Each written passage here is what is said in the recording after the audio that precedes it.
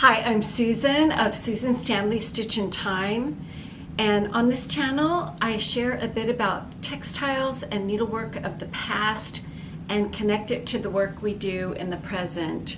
And I am so happy to be here with you today. The time flies between episodes and it just seems like all of a sudden it's been a few weeks and I haven't shared my updates with you. So I'm super glad to be here.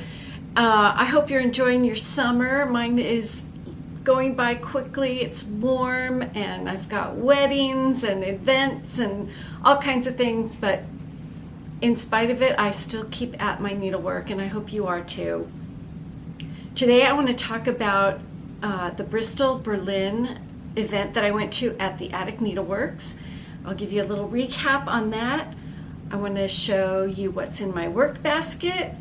And I do want to talk a little bit more about working and interacting with color, especially the color brown. I had so many excellent comments from last episode that I think it's worth addressing one more time. Maybe more than that. Maybe we'll talk about it again after this week.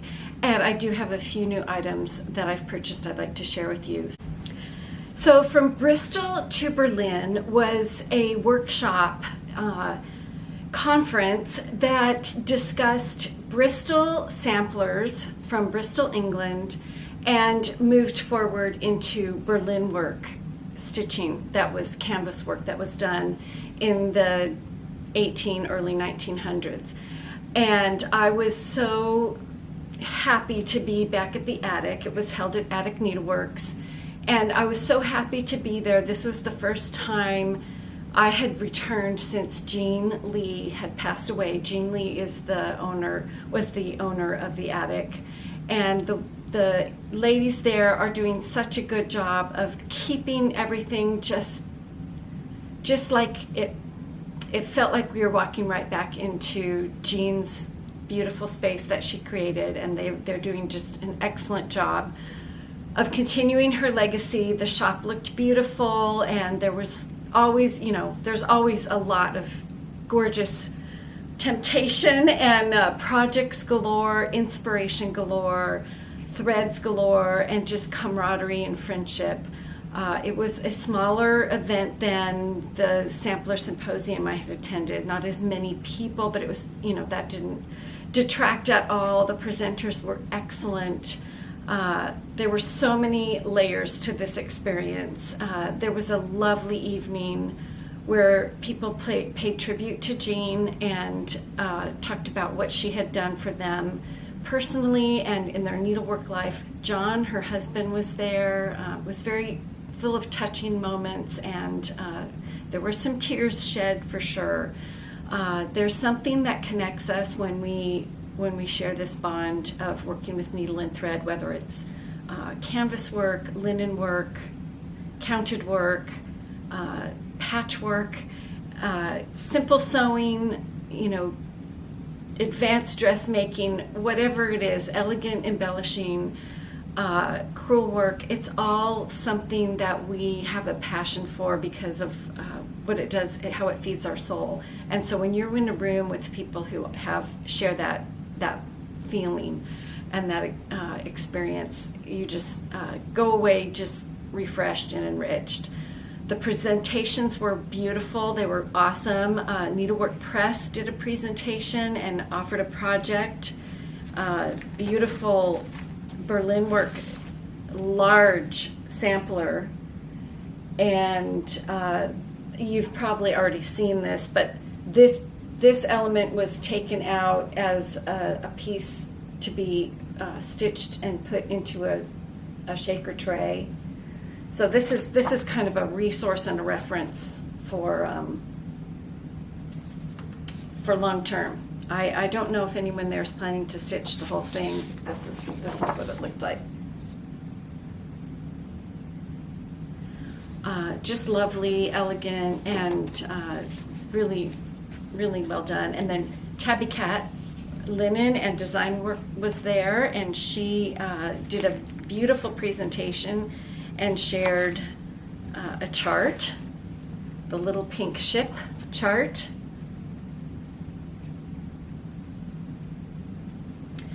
And then we had Haystack Stitching, whom I had never met before. And of course, I had to buy, she gave out this, that was a little freebie. It's the actual chart, so I'm just going to give you a flash of it. But I purchased her a Bristol twee in honor of Jean, and it's elements from a Bristol sampler she owns, called Anonymous, and you can see you can create this beautiful set, and I'll talk about this in a minute. It just spoke to me, and I thought it would be a lovely way to commemorate all the years of going to the attic and all the memories of Jean. Of course, Jean's favorite color was red, so. Violets and Verses was there. Jackie Duplessis was there with her table. 5 Times Blessed was there with a pop-up table. And Dutch Treat Designs was also there. She had a name tag for us to stitch, which I've not done yet, and a Bristol wreath pin keep for us to stitch, and then of course the full chart, which is really pretty, really elegant. So it was this really special time. We had a lot of time to talk and connect as stitchers, a lot of time to just enjoy the event. The meals were fantastic, and it was just a really special time. So I have a funny story to tell you, and it's also a cautionary tale. Now, I was there, as a participant, of course, but I had been asked by so many people, if you're going to come, could you please bring your Dear Jane quilt? So I thought, okay, I don't card it all over, but yes, I will bring my Dear Jane quilt and share it with those of you who are interested. So I came down before the Saturday night show and share. I had just gone up to my room and grabbed everything. Well, I thought I was being so careful and smart by packing my quilt in a clean plastic trash bag, because I was concerned that if something leaked in my luggage, like my shampoo or some makeup item, that it would just saturate the quilt and make a huge mess. Now, if I ever have a quilt shipped somewhere, I wrap it, I put my name and address on the plastic, I wrap it in plastic and tape it really well, wrap it again, tape it really well, and then on the outside is all my contact information. Well, I hadn't done that for this because it was in my suitcase. I thought, if my luggage is labeled, this should be okay. So I just grabbed it and came downstairs, and there was this turning of heads and this looking at me like, what in the world are you doing carrying trash around, a bag of trash around? And I sat down and Brenda said, what is that? And I said, it's my Dear Jane quilt. So it started this whole conversation and this whole ruckus that I'm carrying my Dear Jane quilt around in a trash bag, and I should have taken it out. And I do have beautiful tote bags, but I hadn't brought them to this event that I could have carried it around with me instead. So Diane of the Woodpecker's Daughter got in on this razzing of Susan, and just really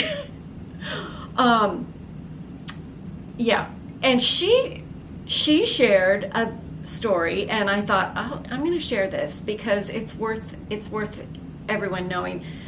She knew a woman who had traveled, same situation, was visiting a friend's home, had quilts and needlework wrapped in plastic in a clean trash bag, had them set with her luggage to the side. She and the friend went out for the day. The husband decided to clean up the house, and you can guess what happened. He thought it was trash and took it out, and by the time they got home, it was long gone. It had been taken out. in the garbage, and she never was able to retrieve it. So I thought, you know, this is a worthwhile story, cautionary tale. So not only did she share that and really open my eyes, not that I am typically carrying my things around in trash bags, but trash bags are not identified as items that might have precious needlework. And so she went home that night and sewed me this beautiful gunny sack, this beautiful quilt, kind of a Santa sack in muslin. I'm going to stamp my Susan Stanley Stitch in Time stamp on there. This would not be mistaken for something that was going to go out in the bin. So thank you so much, Diane. And also just be aware that other people said, oh yes, I've heard of that happening. Just be aware. So talk to Woodpecker's Daughter if you need a bag for your quilt. Anyway, that was really worth knowing and passing on. So after that, I came home and I thought I need to stitch something to commemorate this event. I'd actually intended to bring this and stitch it at the event, and I actually did. This was one of the first events I've gone to that I really got a little bit of stitching done. But I decided to commemorate this event. I didn't know what the projects were going to be. I wanted to do something that was doable. I would love to stitch a full Bristol someday. And if you don't know what a Bristol sampler is, let me know. A Bristol sampler, in very general terms, it has a history from the George Mueller Orphanage in Bristol, England, and it's where orphans would go and learn a trade. They would be cared for and they would learn a skill.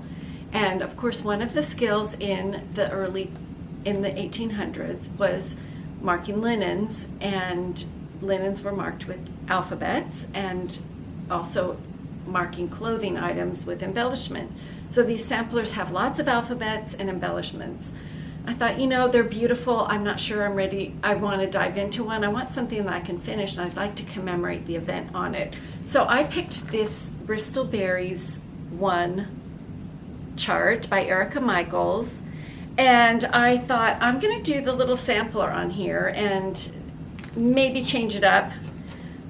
And so I'm stitching it on 40 count Piccadilly white, like it's a legacy linen. And I'm stitching it with a Vera Soie 103, number 6. Oh, I've got my glasses here, so let me look here. It's a gorgeous red. It's number 664, yeah.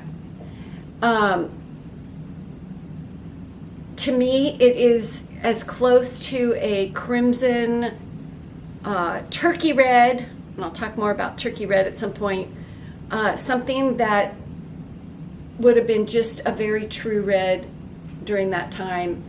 And I think here in the bottom I will put Bristol to Berlin, Attic Needleworks, and the date, and just make this my piece. Now, as I saw this and I saw this, is there some way I can make these needlework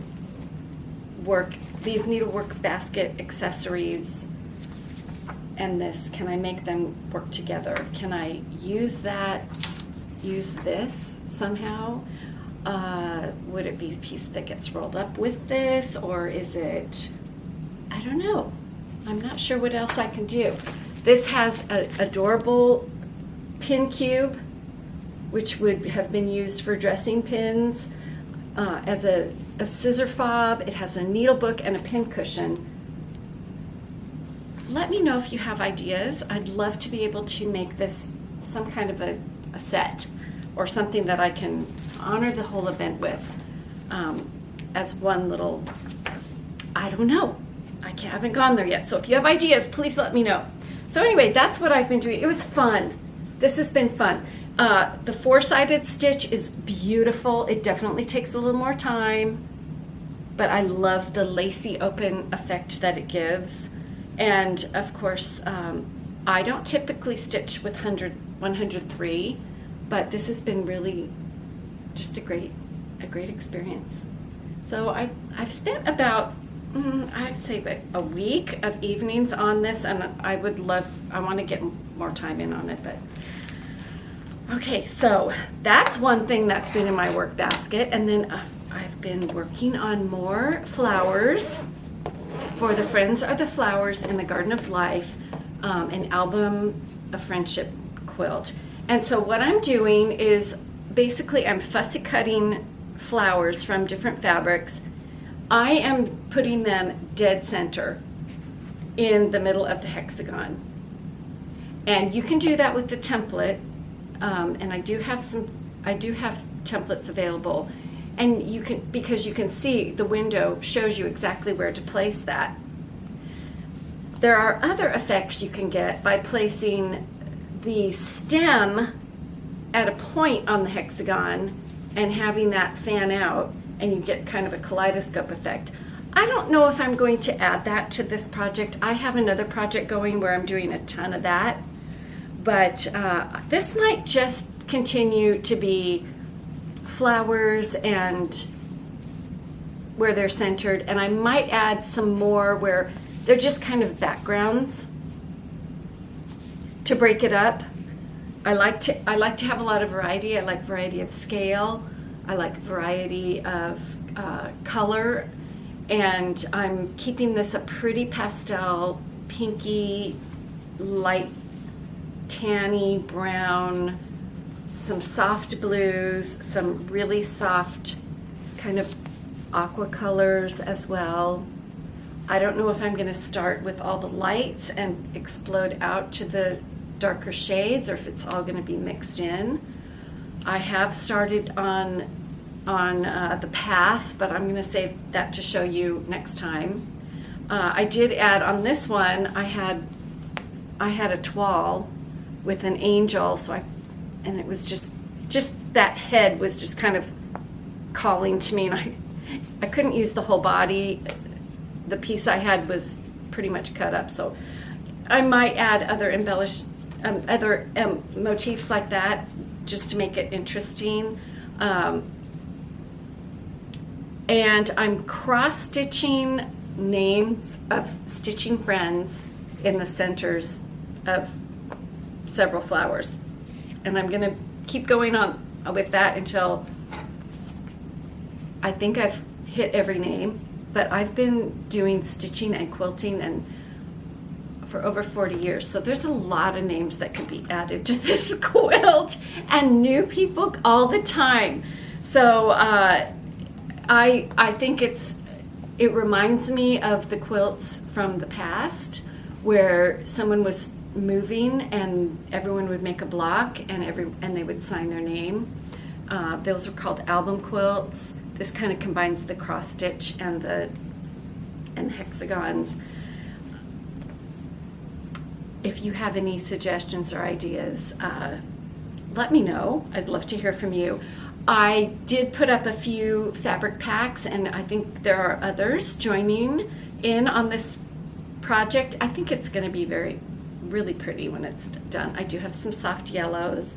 I'm just trying to keep it a muted, a kind of softer palette for this. And most of these are, I tend to purchase mostly documentary prints or prints that were inspired by antique fabrics. That's a whole discussion in and of itself, but that's just what makes me happy. So yeah, let me know if you're joining, and if you think that this is, if there's a direction that you think I should go in with it, I would love to hear. It's really, if you're new to using English paper piecing or hand piecing or using hexagons in any way, it's a really, really great beginner-friendly project. And I think the pack makes that easy as well. I think I might be out of packs now, but I will cut some more and I'll let you know. Let me know if you want one. I did do a teaser on Instagram showing that I was making 1 hexagon a day. Some other people have joined in, so it's a great way. It's a great way to participate and not feel overwhelmed. So after my last episode where I talked about brown and a little bit of the history of brown as a color and brown in its uses over time, I just encouraged people to try to warm up to brown. I was so overwhelmed by the people who wrote to me and told me how much they love brown.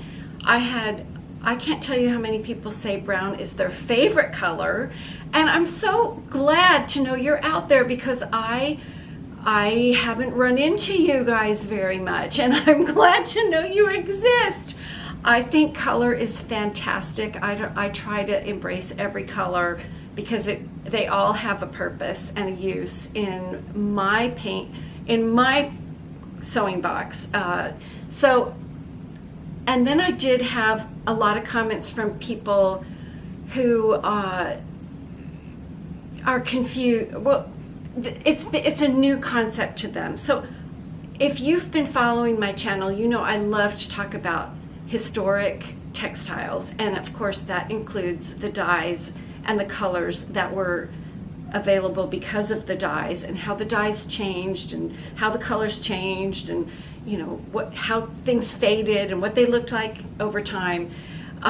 We do have in museums and certain historic houses, we do have objects, extant objects, which are the actual object from the time that is in pure, pristine condition. So we can go back and know what the dyes actually look like. But some of it is a mystery, especially as you go back earlier into dyes that were not set with the mordant. So of course that is fascinating to me, and I love that. But I also think even if you're not interested in the historic aspect, or even if you are, you probably like playing with color as well, because color makes all the work that we do with our quilts and our stitching so much more interesting. And so I did have people reach out to me and say, I don't really know how to get started. How do I get started? And I do believe it takes time to learn to interact with color, and it's not something that just happens overnight. And I think the actual objects, like the threads, the linens, the fabrics, are probably the best way to explore and experiment.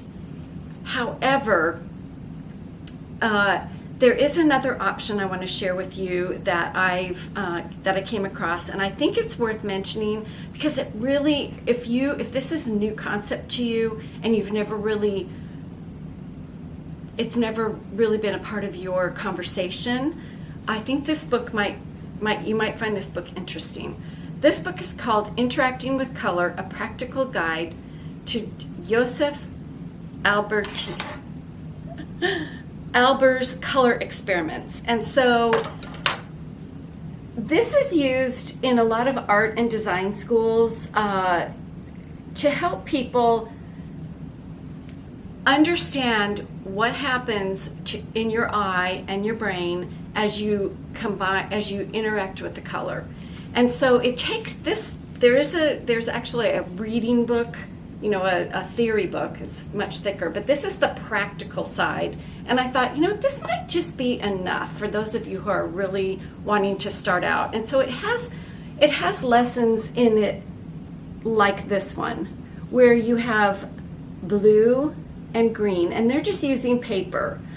You could use paper, you could just read it and you read the book and learn from it, or you could actually pull out some threads and play that way. But it's showing you this kind of turquoise color, and they're cutting a piece of the turquoise color and placing it on the blue, and then it's the same turquoise color that they're placing on the green, and look at the difference that the background makes. And this is really the core of what you're doing when you're laying threads on linen, or combining fabrics together in a quilt, or working with a textile. in combination. I think this might be, and it was reasonable. I think I got this on Amazon. It's by Yale University Press, and I will link it below in the show notes. If you're one of those folks who said, I just don't even know where to start, I think this, combined with really being mindful about the materials that you're using and taking a few minutes and just playing, just let yourself play and see what you start to develop with your eye. Anyway, so I want to share that with you. And then I will also link this. I thought this was excellent. It's a color wheel of sorts, but it's a color pyramid.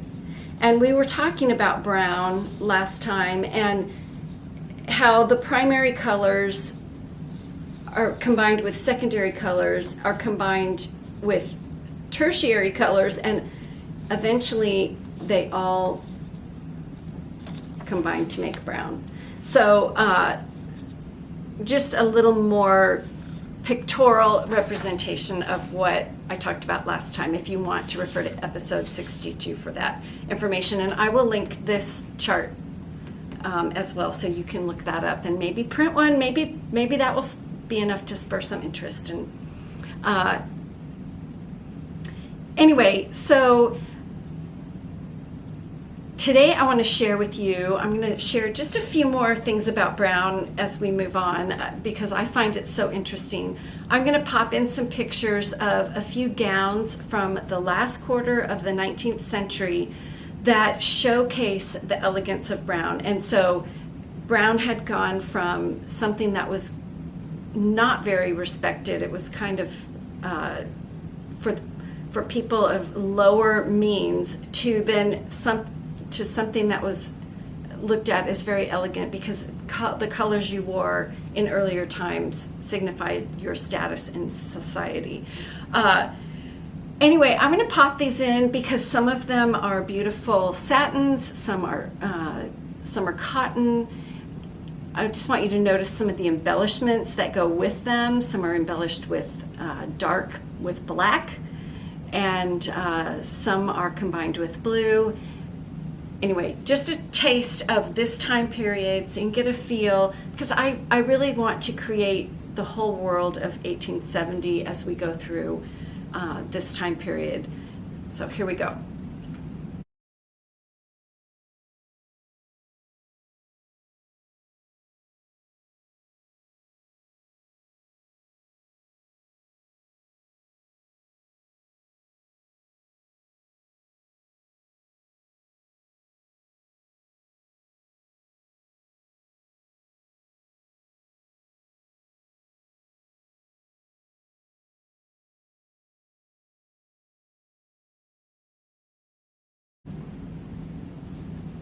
All right, and then the last thing I want to share with you is of a new book, and I know I've seen it on Instagram, and so a lot of people have already got this in their collection. I listened to Jennifer Core and Janet Hansen while they were writing this book. They gave a lecture, and let me tell you, this is Tennessee Samplers. It is a very well-researched volume, and it's a body of knowledge about history of Tennessee itself, the education of girls and stitchers during 1800 to 1900. So it's kind of my time period, the 19th century, this time period that I really like to focus on. It's a very heavy book. It has excellent pictures that give you a really good close-up of the sampler, and then just a nice body of information about the person who stitched it, and information on where it's held, close-ups. So if you are someone like me who likes a library and likes to pull all of these resources together and kind of get a feel for the entire scope of what was going on in a time period as it relates to textiles, needlework, you're going to want this book. Now, I have a whole bunch of quilt books on Tennessee, and Tennessee quilts. So I'm thinking down the road that one of my first Stitches stories, Little Girls, is going to have to be from Tennessee. And yeah, let me know if there's a time period in Tennessee that you think would be fun. I'm all about researching that. It's interesting, the overlap that I'm already finding between the quilt books that I already owned and this new sampler book that I now own. I think I got mine on Amazon, and I will link that for you as well. So it's short and sweet because in a week I am going to share with you the next episode of Corliss in my First Stitches stories. And we haven't had a First Stitches story for quite some time, kind of taken a little break, but we're back now. We're going to, we said goodbye to Farabee, or we kind of ended Farabee's story or put it on hold around the end at the beginning of the year, and here we are. It's July, and we're picking up the threads now of Corliss and her life. I am creating playlists for these stories, so you can go in and just watch the story back to back.